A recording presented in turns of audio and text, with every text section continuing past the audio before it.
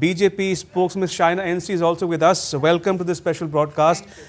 What do you make of the verdict and how would you describe it or characterize it? You know, I've just come from the Prime Minister's address to all of us Karyakartas, and it was extremely emotional.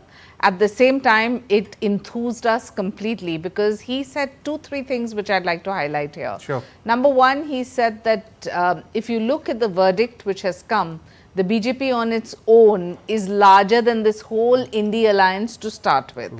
Second, this is only a mandate for stability, and he highlighted all the welfare schemes that we have done in the 10 years and without a trace of corruption. So it makes us as Karyakartas feel really great that we have a leader who is on the right path, and the trajectory is that he will only stick to the development course. He also spoke about the Election Commission and appreciated the effort, the kind of force of crores and crores of election officers who ensured that this election is free and fair. And to all those critics who were constantly critiquing us and saying, oh, EVM, Election Commission, exit poll, I think it puts to rest and it makes us feel great that we live in a flourishing democracy where in that democratic pattern you have free and fair elections. I think that is the biggest takeaway today. Indeed. Ms. NC, what would you make of, you know, the overall results that they come? So the BJP has come down by a certain number of votes. See, but you can't get 100 on 100 in every exam in your life. I mean, and you cannot have that kind of a strike rate.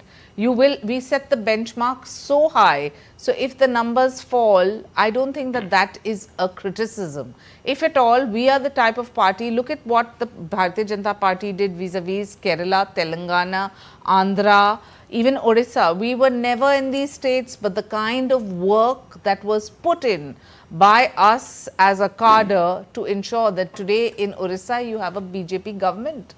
Sure.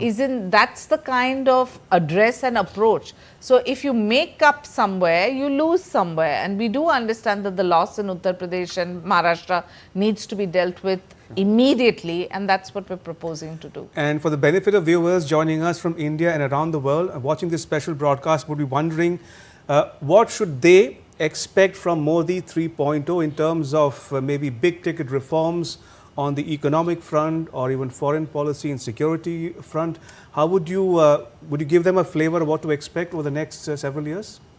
I think they should just expect a stable government that is on the path to progress. The Prime Minister highlighted how we have 22 aims, 680 medical colleges, the speed at which the railways, 150 airports, the list is endless. So we are on the development path, the economy from number 11 to number 5 going towards number 3. So we want to be a part of this. I won't even call it a dream of Viksit Bharat, but the reality of a Viksit Bharat. Indeed.